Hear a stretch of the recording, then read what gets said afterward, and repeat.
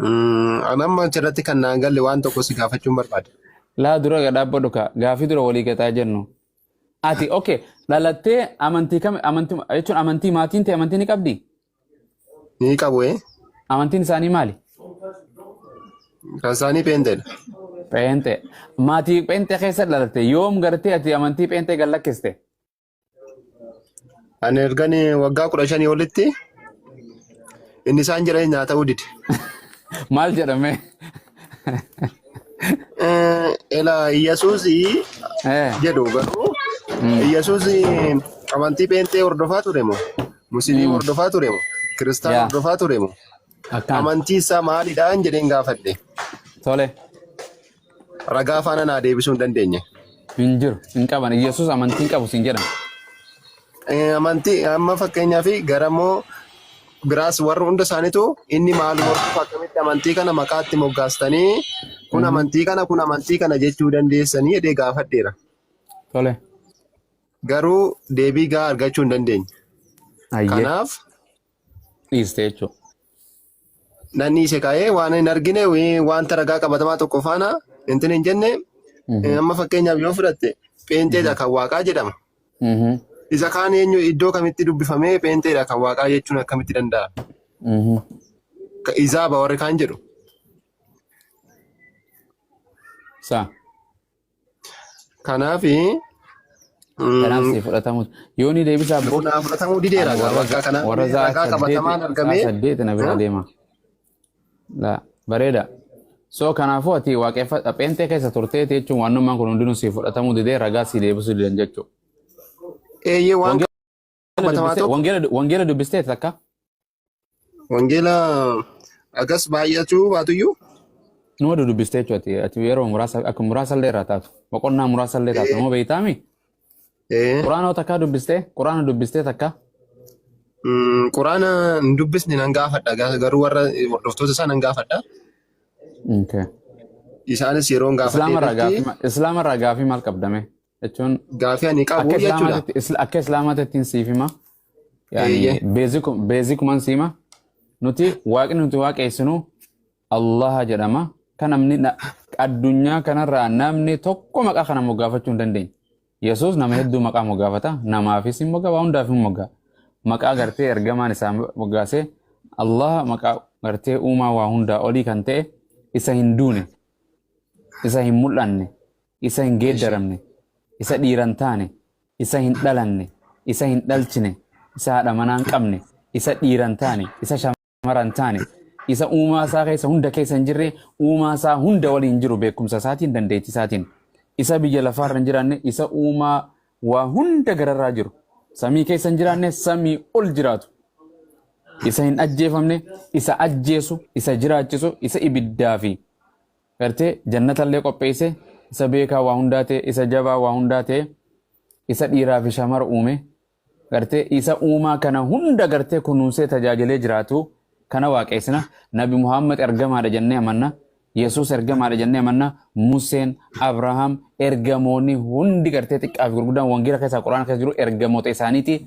Ergaa waliin dhufan waaqayyoo tokko jaarraa keessa dhufan hunda Museenis ani gara ergamaa waaqayyooti raajii waaqayyooti waaqayyo tokko waaqessa.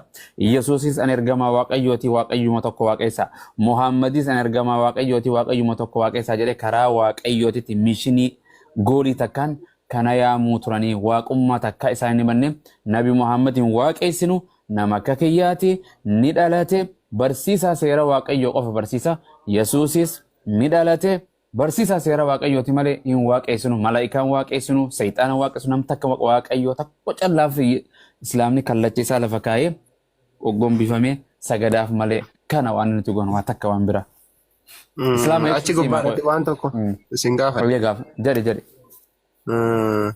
Jeennataa fi izaaba waan jedhamutu jira. Akka amantii musliimaatti yeroo gaafadhu jechuudha. Ijaabni kun bakka warri gaarii waan hojjenne itti adabamu na fakkaata akka inni tilmaamutti. Mana hidhaa waaqayyooti iddoo qilixoo isaati. Namni seera namaa diigeewu Lafarra moo samiirra wanti kun amma fakkeenyaaf wangeelas ta'u quraanas ta'u bakki ittiin inni barreeffame lafarra jira moo wantichi waaqarra jira wayin samaa irra jira wanti jedhamu bakki isaa wanti beekamu jira. Jannanni samiirra jira ibiddi dachii keessa jira. Dachee keessa jira jedha.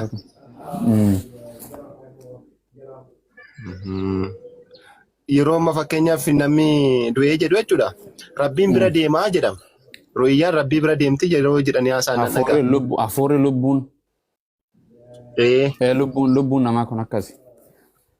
Achi deemtee gara lafatti gad deebiti gara zaabaatti gad deebiti moo? Laala guyyaa firdii eeggatti jechuun gana guyyaa the day of judgment gartee lubbuun warra gartee warra rabbitti amananii isa waaqayyoon waaqessaa turanii biyya lafaatti abboommii waaqayyoo waaqessaa turanii iddoo beekamtuu iddoo hanqa guyyaa kaafaminsaa the last day of judgment jedhamu sana achi wali qabamtee teessi kaanis iddoo gartee illi bakka fagoodha iddoo rakkina iddoo dhiphinaa achi wali qabeetaan rabbiin gana hanqa qaamaan fooniin hafuuraan ilma namaa lafee isaa hunda kaasee rabbiin guyyaa firdii fuula isaa guyyaa murtii dhabee addaa galchutti.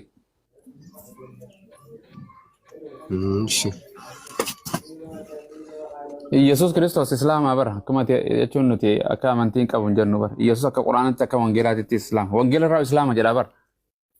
Islaama bakki inni jedhu jira? Wangeela irra siifin kan. Istiin haa dubbisuu dandeessu? Okay siifin dubbisa. Dura jecha kanaan siima. Jechuun wangeelli kun afaan Arabaa jira moo afaan Oromooti dura siifin hima. Siifin kan jechuun Islaama jechuun asumarra. Afaan Oromooti. Afaan Oromoo. Okay galatoon. Nabi Muhammad saba Oromoo irraa moo saba Amaaraa irraa? Lachuu iyyuu miti. Saba Arabaatii mi? Arabaa iyyuu. Nabi Muhammad Arabaa ka.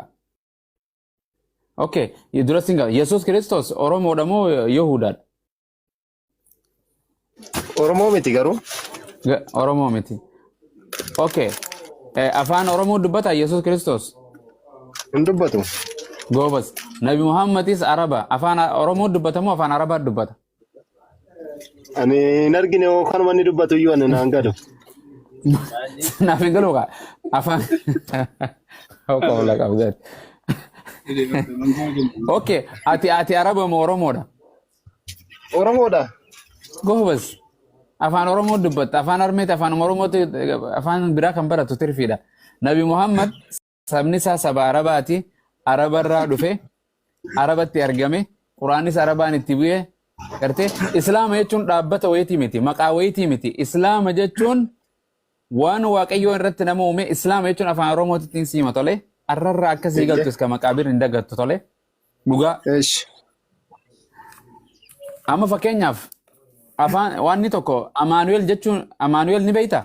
Amaanuel jechuun afaan oriijinaalee jechuun afaan maaliiti oriijinaalee Amaanuel jedhamu kun afaan Oromoo kana akka Caalaa Gammachuu Taaddasee eenyu kana Toloosaa Amaanuel kun afaan saba biraati bar afaan saba biraati bar afaan Amaaraa na fakkaata garuu kan tilmaamutti la afaan Amaaraati mitillee Amaanuel afaan Amaaraati warra Hibruu fi Giriikii keessaayi malee afaan Oromooti wangeela irra akka jedhu Amaanuel waraabbii keessa kaanii Amaanuel jechuun jedhanii kaanii bar akkuma gartee Eli Eloi yeroo Yesus fannifamu yeroo akkas jedhu san Eloi jechuun jedha waraabbii keessa kaanii waaqayyoo koo jechuutti hiikamaa jedhanis hiikanii bar warri wangeela hiiku miti. Afaan keenyaa miti bar afaan Oromootii miti bar amma fakkeenyaaf addisuun afaan eenyuti? Afaan hiikaa isaati moo? Hiika jechuun afaan eenyu oriijinaalii kun afaan Amaaraati moo afaan Oromoo irraa dhufe? Afaan Amaaraati. Wal keessa makatee dhufe akkasi. Toloosaan afaan Oromooti moo Amaaraati? Afaan Oromooti. Akkasi. Kanaaf Nabi Muhammadis Islaama jechuun dhaabbata wayitii miti. Islaama jechuun afaan Oromootitti yoon siikee Islaama jechuun waaqaaf ajajamuu yookaan waaqaaf butamuu fedha waaqayyoo raawwachuu fedha ofii dhiisanii fedha waaqayyoo jala butamuu waaqayyoof masakamuu kanuma jechuun waan biraatii miti. Kanaaf yoon otomaatikii si gaafadhema Yesus Kristos yookaan Museenis raajoonni hundinuu fedha isaanii duuka butamammoo fedha waaqayyoo masakamanii fedha waaqayyoo raawwatan. Fedha waaqayyoo raawwatan. Kanaaf wangeela Yohaannis islaama akka ta'e namni fedha waaqayyo raawwatu hundi akka islaama ta'e wangeela Yohaannis boqonnaa 5:30 takka irraa dubbisuu si dubbisa okay akka islaama ta'e Yesuus. Because Islaama is jedhama maaliif beeytame Islaama mucaan kun namni kun Islaama yoo jedhama maal jechuudha akka miikoosa maaliif beeytame akka Itoophiyaa keessa dhageesse Islaama jechuun moo beeytame ani kun akka Islaama ta'e shakkii ni qabda. Mamma fakkeenyaaf yeroo akkas jedhamu. Maaliif beeytame Islaama kun jedhama min maalatu Islaama yeroo hiikkaasa akkanii ofii tilmaamutti jechuudha ofii kooti akka tilmaamutti. Akkatti tilmaamtutti yaa. Nama maqaa amantii bakka marabbiin jira dhee amanuu wayin immoo bakka antane gosa maqaa amantii jira miti akkasittiin fudhan. Akkasitti fudhan.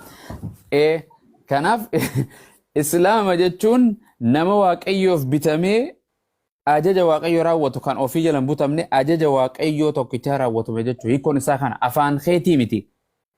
Afaan keetii miti. Afaan keetii miti. Walii gallee waan hundi hiikoo qabdi ka maqaan kee hiikoo qabaa bara maqummaan biyya lafaa irra jiru kun hundi hiikoo qabaa bara. An Islaama gudam tokko jedhu nama waaqayyoof butamu waaqayyoo jala masakamu jechuudha. Waan afaan Arabaa siin jedhe malee namni kun afaan Oromootitti hiikkoon isaa nama waaqayyoof bitamu jechuudha. Fedha waaqayyoo raawwatu jechuudha. Takka deemit amma inni qabdaa waan Google ni qabdaa.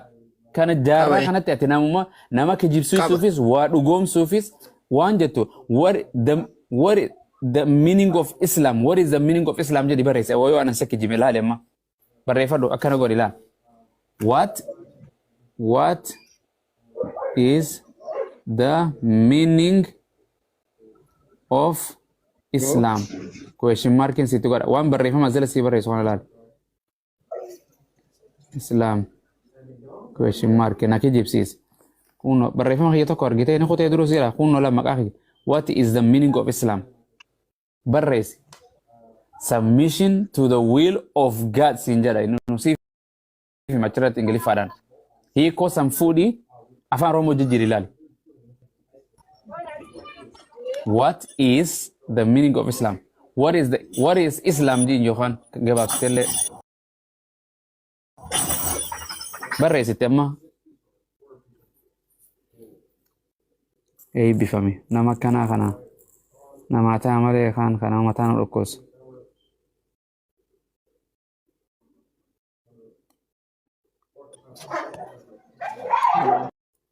Maal jedhe hotee hono hanqasu ande waaqayyoon beeka malee pheenxee miti nuun jedhe egaa akkam goona eegalcha nama barsiisota jiru jara keenya anis miliqee garaaf nafirraa sa'a 8 nu biraa ta'u jira abbo halkanirra